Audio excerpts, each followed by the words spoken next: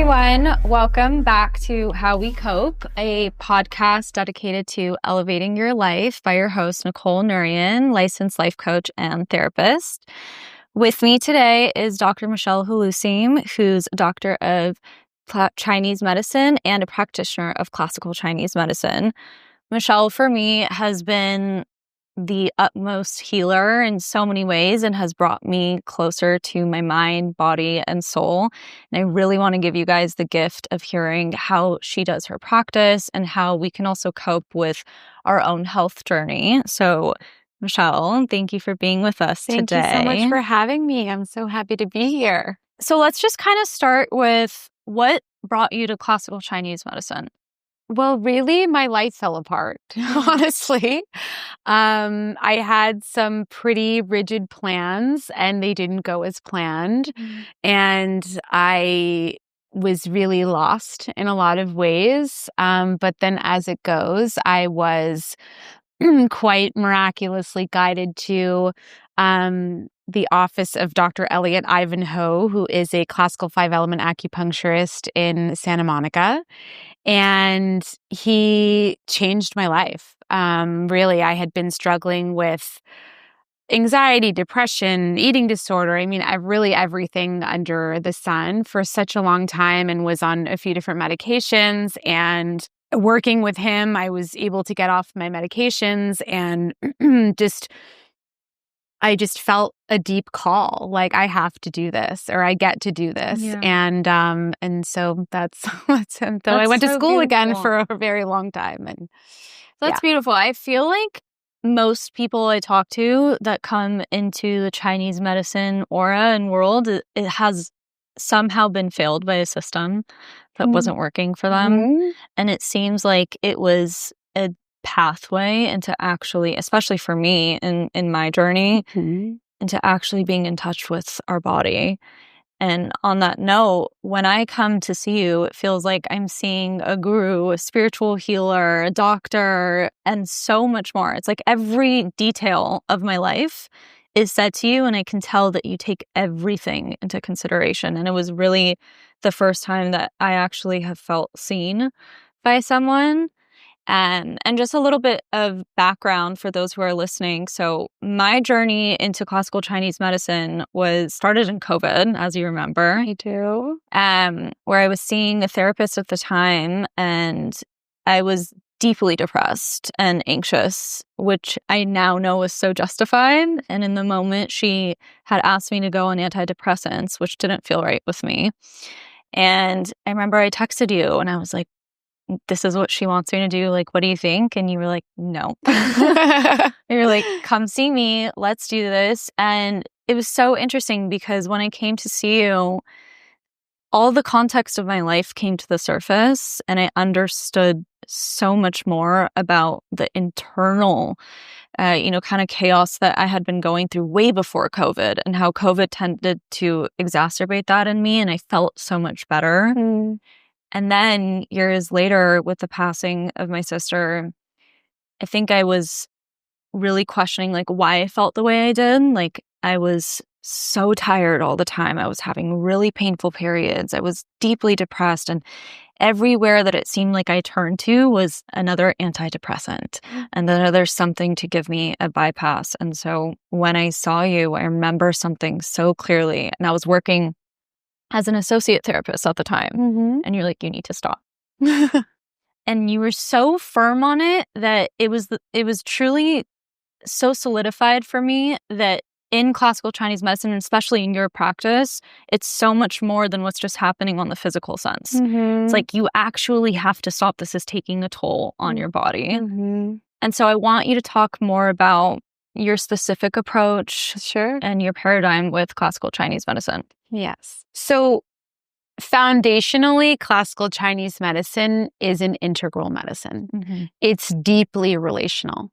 And it's not just our relationship between body, mind, and spirit, but it's our relationship with nature. It's our relationship with the collective consciousness. It's a relationship with religion and politics. And so we're trained to really factor all of these aspects in, not as disparate pieces, but as parts of a very integrated story, of an essential pattern that is uniquely yours, but is also really familiar to everybody else as well.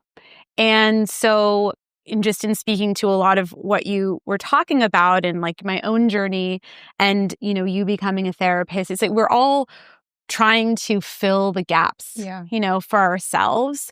And I found so many gaps in my own care and then also in the care of certain practitioners that I went to. And it's like, and so my intention and my goal always, which is very much supported by my training, not just in classical Chinese medicine, but in somatic trauma integration and my Hasidus and Kabbalah training. And we get to see all of it, right, as information to see the entire pattern. And then we see the pattern so deeply and feel it so deeply enough that then we can go beyond understanding into knowing of like, okay, what does this person really need? What is all of this really saying and expressing, right? It's like, okay, I'm feeling depressed, I'm feeling tired, I'm feeling lost. And as you said, you recognized, and we talked about it a lot. It's like, it's not what's happening in COVID. Yeah. It's not even just your experience of your process losing your sister Natalie, right? Like, that process was of course, related to the experience, but also an unwinding of something so much more foundational and essential for you.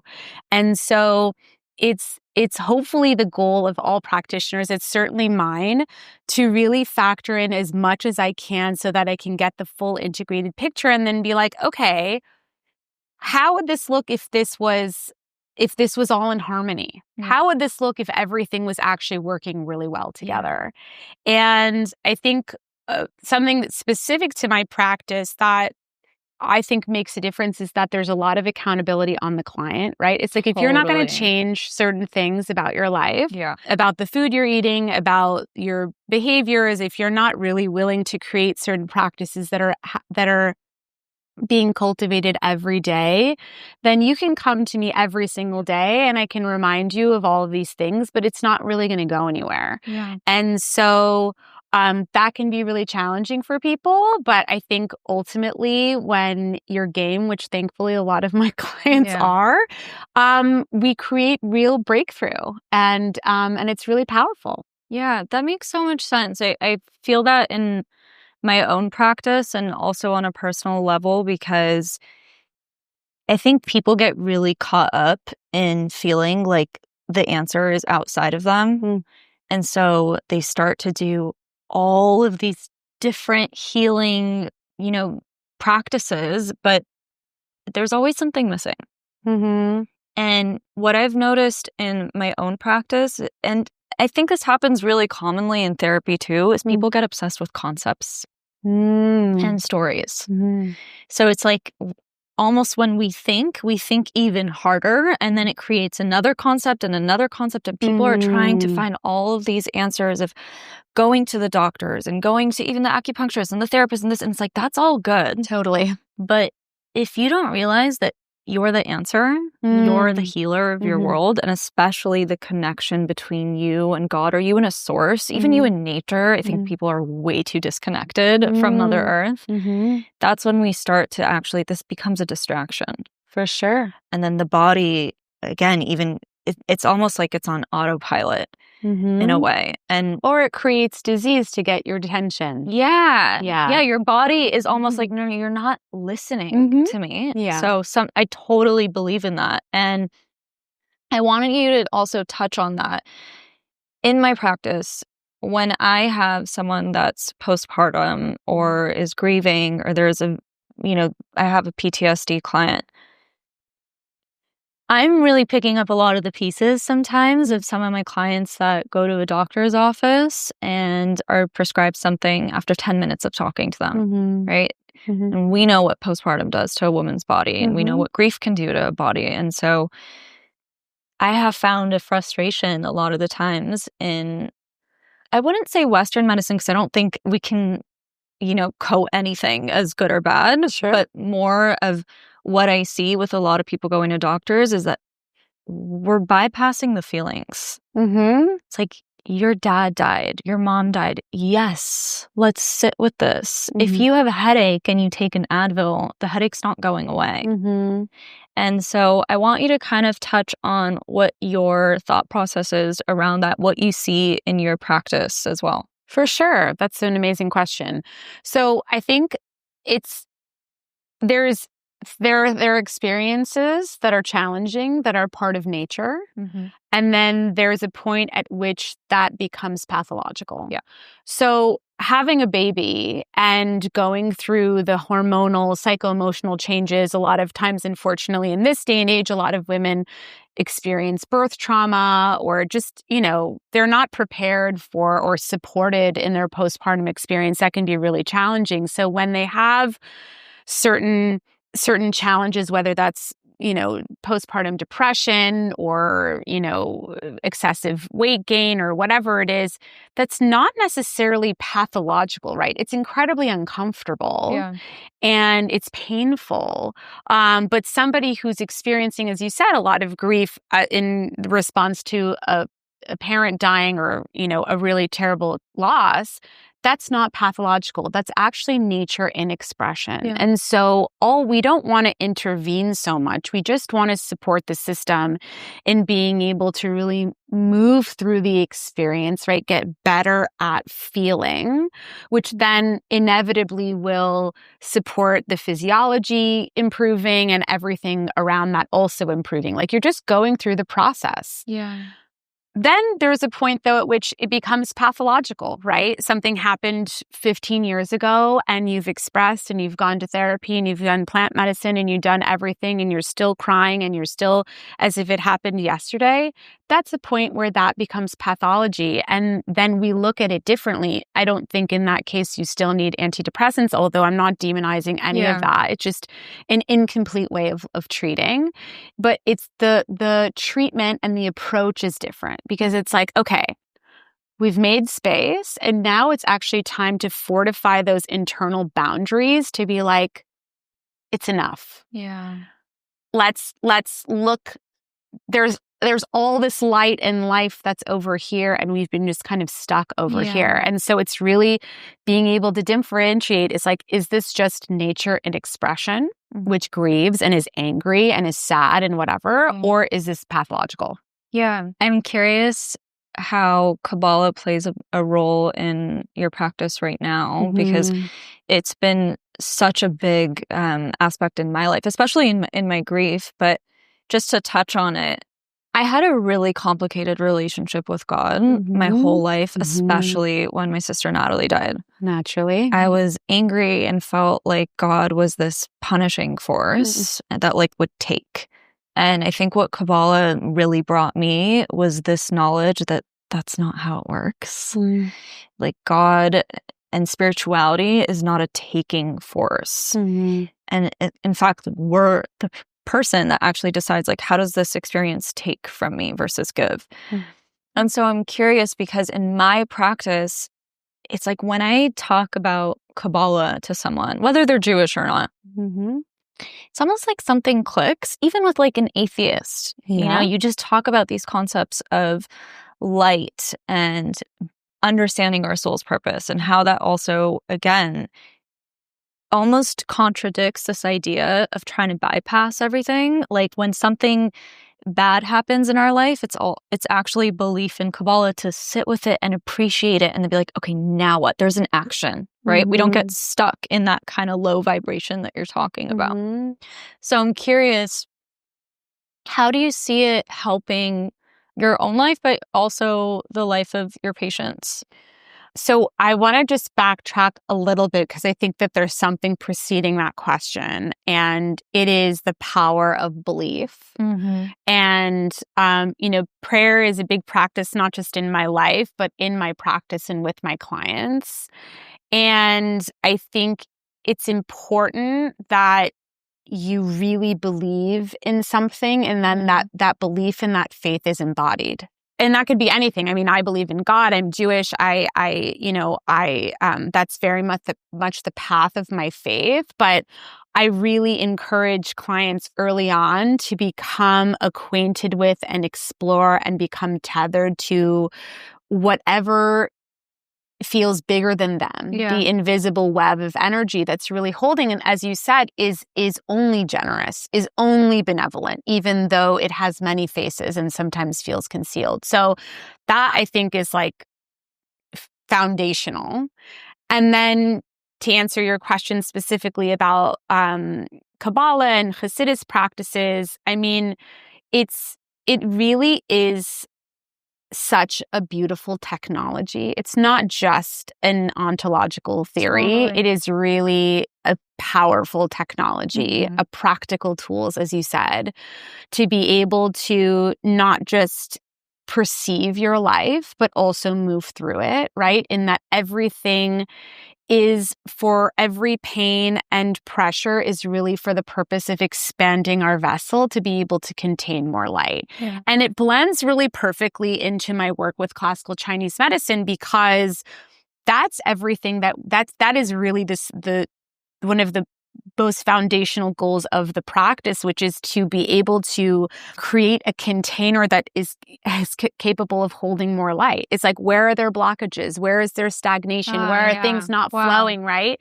Where is the vessel not able to fully contain light? Yeah. And that's why when people have a treatment and they, start doing work, it's like, oh, I'm feeling better, but also I'm also just in line with the Kabbalistic perspective. It's not just that I'm feeling better, but I'm feeling more. Maybe grief comes up that you didn't know that you were experiencing, or rage, or, whatever it is. But that is all for the purpose of expanding the vessel, of creating more space, of more harmony, of more movement in the meridians, to be able to receive more light. And light isn't just blessings and abundance and joy and whatever, but it's clarity, it's connection to source. It's a feeling that faith is embodied. One of my teachers, Rav Daniel Katz, who's a Kabbalah master and Hasidus teacher and healer and just an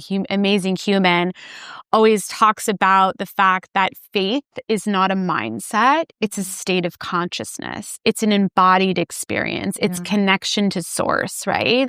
And so we can think all the things that we want, but if there's no vessel to contain it, if it's not something that we're living and experiencing every day, it doesn't really go that far. Like, you can have a nice life and all of that, but we're not growing and expanding to the capacity that we can. But when that faith becomes embodied, when it becomes an experience of God, which is what a lot of these modalities offer, that connection, right? It's like, then you can start to build that on that every single day and have that be more a part of your day-to-day life, which just opens up so many more doors. Yeah, that's so beautiful. I never thought about it that way, but we talk so much about stagnation and blood flow in classical Chinese medicine.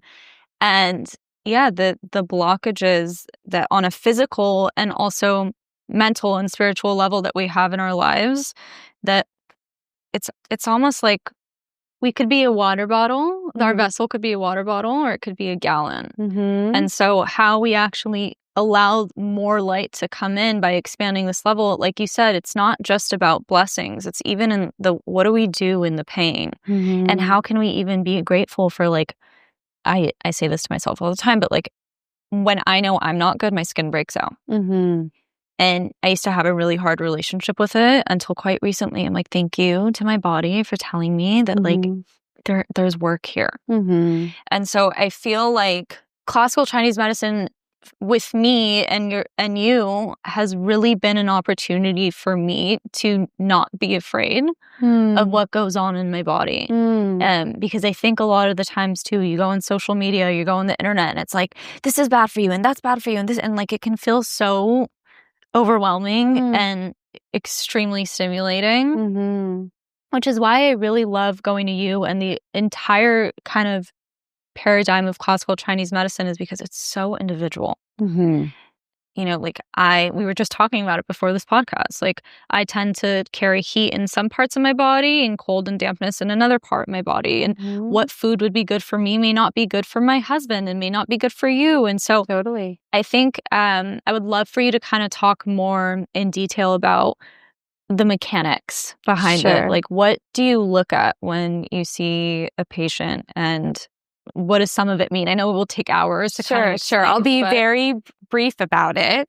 So, of course, there's at the source, there's the Tao, and that's source. That's the kind of encompasses everything. From that comes yin and yang, and then from that comes the 10,000 things. And within the 10,000 things are the 5 elements, which is what I work with. They're kind of your constitution, right? And we have all of the elements working within us as we see in nature, but each person is kind of constitutionally more one element than another. And the elements have both their strengths and their shadows. And we see that on a physiological level, emotional level, spiritual level. And so it's important to know, okay, what is the client's foundation and how constitution, and how is that constitution speaking to all of the other elements? So that's one piece of it. And then you have the mechanics of qi and blood and jing. And those are the kind of the substances. Qi is the animating force of life. It's what moves our breath and our thoughts and our cells. And then blood is the more nourishing substance. It's what gives form, right? And then, of course, there's the external pathogens, which are, in Chinese medicine, we argue also have emotional origins as well. But you're speaking of cold and damp and heat. It's like, yes, you're absolutely right. Everything has to be and I hate the word has to be, gets to be as tailored as possible to the individual. But I think even with that, it's important to also understand the client's psychology in realizing what are the conditions or unconscious conditions that they've created that are getting in the way of them feeling better, right? It's like there are so many people, especially living in Los Angeles, I have so many clients, coming in for fertility stuff, for digestive stuff, anxiety, depression, whatever. And you're right, they've done everything. They're doing every kind of diet. They're like biohackers. They're doing ayahuasca. They're doing all these different things. But they're doing that both with an underlying lack of trust that anything is actually going to work, right? So that's number one. And then the other thing is like they're also creating these unconscious conditions that if I don't do these things, then I'm not going to be well, right? You do all of these things, you attend to the dampness, to the cold, again, which are all external pathogens that then sometimes become internal and create obstruction and stagnation and disease and whatever. And that, again, it can happen physiologically, mentally, emotionally, and spiritually. But then you tend to those things from a place of get to as opposed to a place of have to. So life-changing. Which, because otherwise, then you're kind of constantly in a state of hypervigilance of like, oh, if I don't do this thing or whatever, then I'm going to be, which again is all coming from a lack of trust. So I think that's kind of the foundation of always. I also think like something that came up for me as you were talking about that is sometimes like when we're in a constant state of trying to heal, we're also in a constant belief that we're broken. Totally. And that in itself is an illness. Totally. And so, you bring up plant medicine, which is I view it very similarly to the way that I view in Western medicine, where it's like, yes, and even in acupuncture and on all the herbs that we can take, it's like, these are all here for us, right? But if we don't realize that we're the medicine and that this is an opportunity to only create more connection with ourselves, it all becomes, it's like just enough. But there's always this missing piece. And I think it also becomes a bit of a distraction. Totally. And I think like people, I've had to catch myself in this and thankfully I feel in a much better place. But I think people rely on something. They're like, this is the thing that's going to fix me. This is the thing that's going to fix me. It's like, if we go down that road, it's never ending. We can have all, the gurus and shamans and facilitators in the world. And if we're not actually doing the work before and after, it's not for nothing, but it just, again, it comes deeper into this idea that I'm really trying to work with, at least in my practice, of we don't need so many concepts. We need the root. Yes. And to understand that as a result of us finding out this root, can we connect now with that source that we're talking about? For sure. And I especially think what I find in my practice is going into nature, into Mother Earth. Like, we have so much to learn from that. I was just having a conversation with a colleague the other day about how my trip to Africa, I was looking at all these animals and I was like, there's no eye. And there's almost like this beautiful harmony of every animal there, not really being in this place of brokenness. It's almost like even the animals that are hunted, they understand their purpose there, and the lion understands its power there. And the reason why I bring this up is because sometimes it can also be really put us in an egocentric place of like, I have to fix. And I think what Kabbalah for me really shifted a perspective was that, can I also give in the same place that I also want to receive, but without constantly being in this place of like, I need to heal. I need to, like, it's like, I believe that feeling actually comes from a universal feeling that like we're disconnected. When we're disconnected, we're not healing. Yeah. From our friends, from our family, from the earth around us. For sure. So yeah, I just wanted to definitely touch on that point. And this came up for me right before a podcast, but I think it'll really be helpful for our listeners, female and male. But I wanted you to kind of touch on the period, if that's okay with you. Sure. Specifically, so, I have a lot of clients that come to me and they're like, I'm PMSing. So like, I'm so sorry if I'm feeling this way, or I'm only crying right now because I'm PMSing, or I'm mad at, my husband, or whatever it is, right? Because I'm PMSing. And there's a whole school of psychology that actually believes that PMS is the time where a woman has her suppressed feelings at the surface because there's now a flow coming out and she has to release. And it's sometimes like, as you know, when we're more sluggish and tired during our periods, it's like sometimes the only time a woman is actually there to like sit with what's going on with her and her feelings. And for me, for example, like my period has been such a big journey for me and I've learned so much, but can you kind of touch on like, how can our period be something representative of maybe something bigger?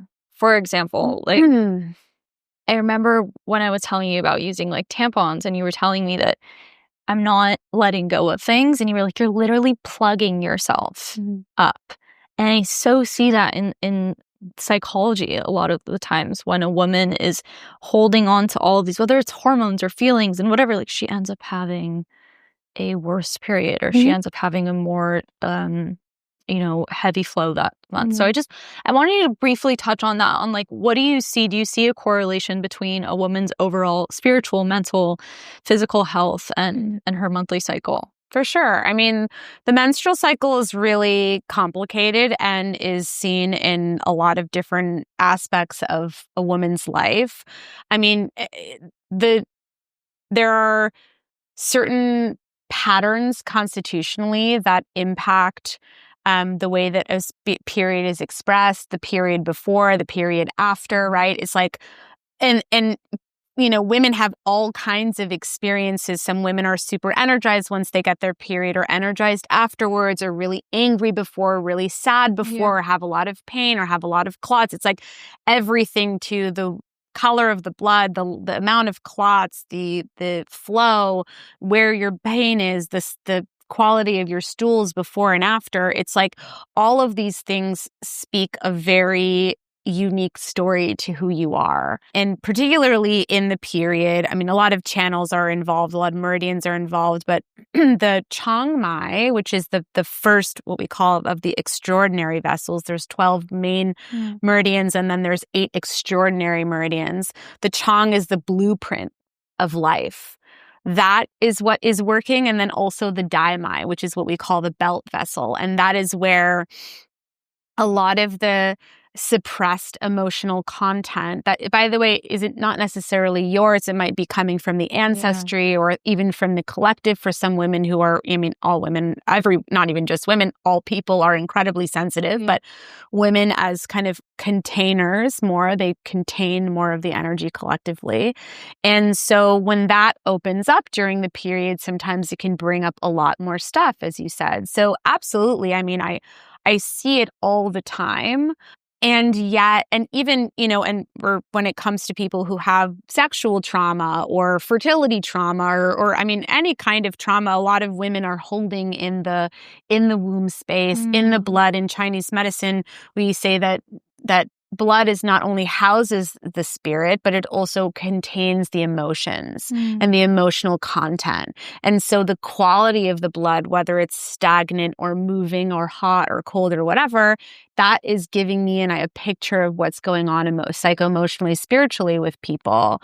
But again, it's just to your point, and this is really the foundation of my work, is like, what is the root point of all of this, right? Because everything that's happening physiologically is an expression of one or two foundational wounds that, by the way, can be coming from the ancestry, but they are being expressed in certain physiologies or certain, mental attitudes or whatever, or even like the way people are holding their bodies, the way they're standing and walking and whatever. And so the way that their relationships are going, all of that can become a big distraction to the kind of the core wound or feeling that we get to work with. And that is kind of what I'm always trying to get to while dealing with all the kind of peripheral stuff of how it's expressing and showing up. Yeah. Can you talk a little bit more about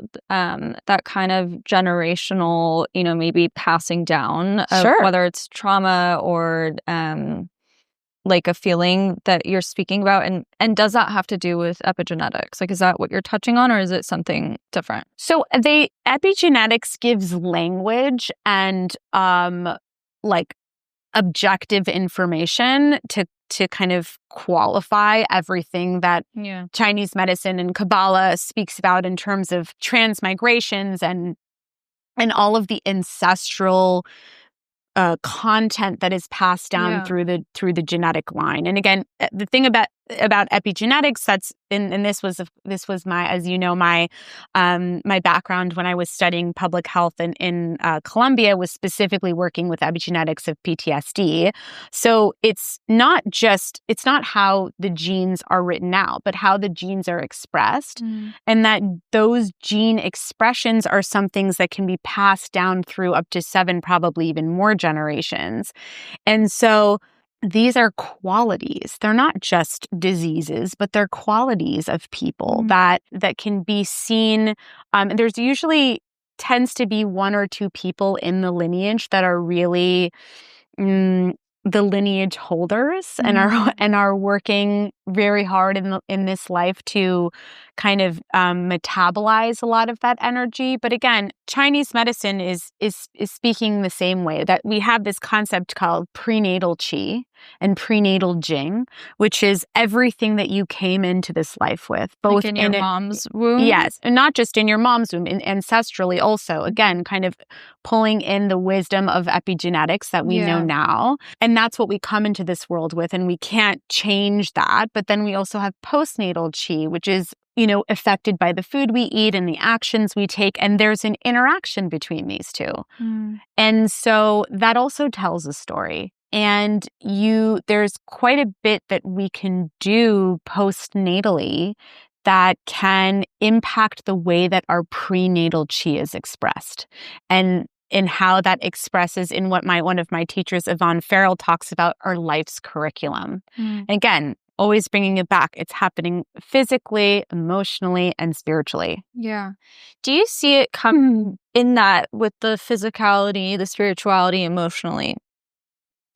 Is there a belief in classical Chinese medicine or in your own practice specifically that feels like there's maybe a root or like something that holds stronger? Like, is it the soul? Is it almost like the chicken and the egg? Sure. Does it feel like something comes first, or does it just feel like it's kind of all in the fabric of our being?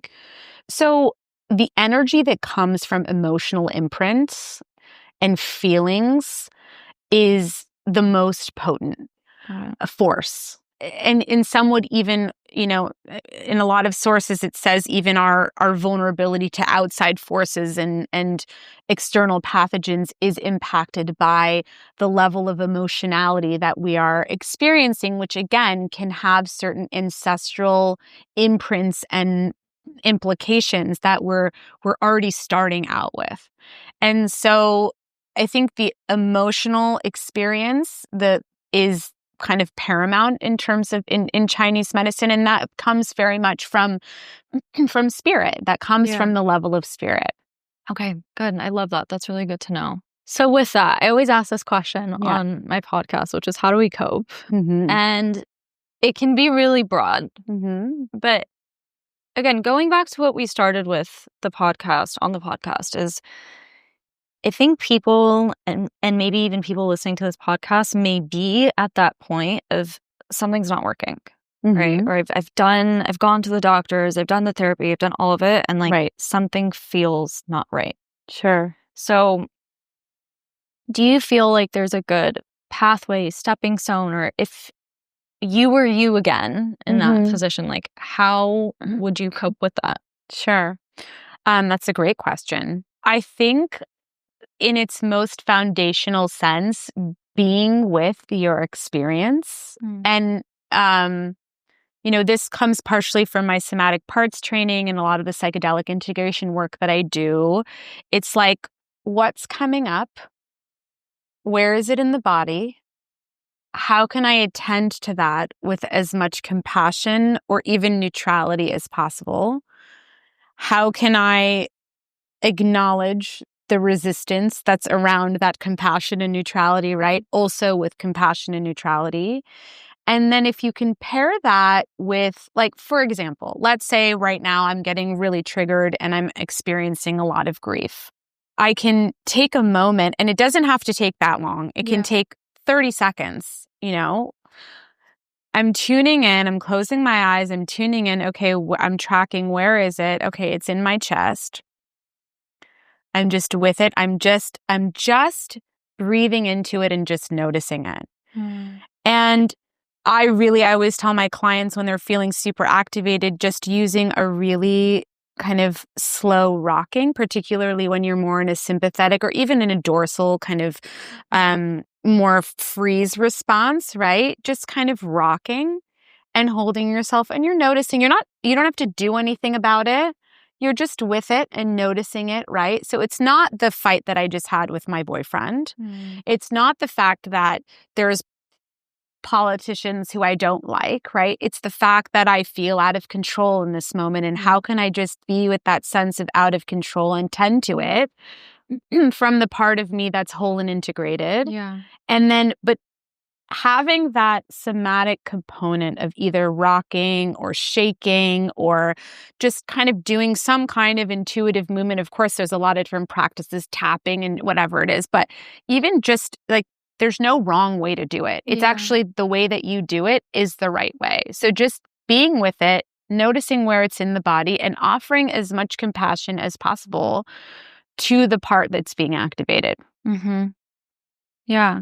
I think that's really important, and it's a really big belief in my own practice too. Of when I started out as a therapist, cognitive behavior therapy was like kind of pushed down our throat, and sometimes it's really helpful, but it's like trying to change the thought and the feeling instead of asking what the source of the feeling is. Totally. And so that's why I started moving so much more towards somatic and psychodynamic theories, because I'm pretty eclectic, and it's so individual, but it's truly like almost every action that we happen to come across in our life, the triggers, the annoyance, even the happiness, like it's all from this one place. And so how I would recommend for people to cope in that aspect is to not be afraid.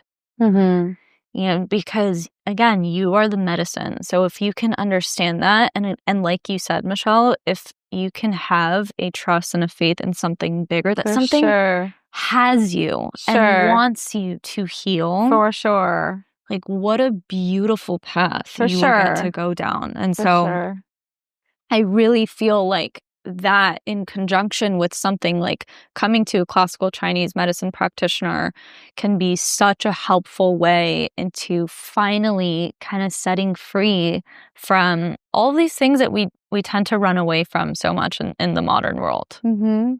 Absolutely. I agree. If we can land and root all of that in our connection to something bigger than us, that's why AA works so well, right? There's structure, there's community, there's accountability, and there is connection to something bigger than you. And so if we can really identify what we're experiencing emotionally,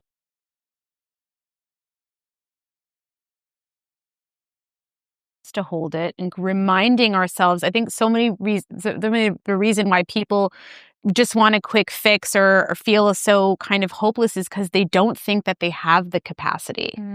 We don't think we want to be rescued. And I think that's also, it's not so misguided. People are just in so much pain and they're so overwhelmed. And so everything becomes externalized. And so that's why working with the body but also rooting source into the body. But that doesn't happen from coming to see somebody once or twice or doing ayahuasca once or twice or even doing ayahuasca a million times, It's about what you're doing every day. It's about taking that 30 seconds. When you're feeling triggered and just tending to yourself and not just kind of, and then moving on with your day. Yeah. I think that's so important. And I feel like that's why I really wanted you to come on the podcast, because I feel so passionately about this concept of not running away. I really want this for my clients, my friends, my family, to just sit with the feeling, because I see it happen so many times, a mental, physical, spiritual disconnection or illness that comes as a result of trying to be in these kind of higher surface distractions.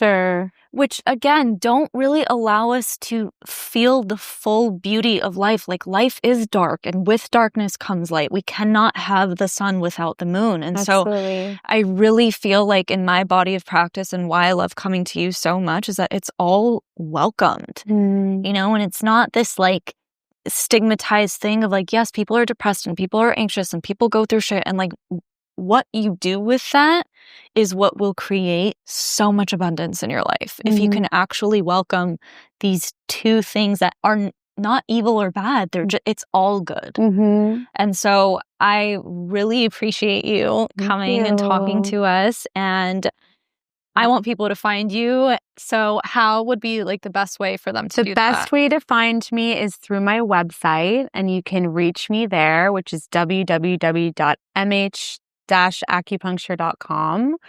And I'm actually have some openings in July, in mid-July, for people who are really ready to get into the juicy stuff. I look forward to welcoming whoever is really ready to do the work. I'm so honored to do this work and feel so grateful, and I'm so happy to be here with you. Awesome. Thank you guys so much for listening. Thank you. Hey everyone, welcome to How We Cope podcast, a podcast dedicated to elevating your life by your host, Nicole Nurian. This podcast is sponsored by Culver City Chevrolet, where you can lease a Chevy Equinox for $189 a month. Mention your subscriber of How We Cope podcast to unlock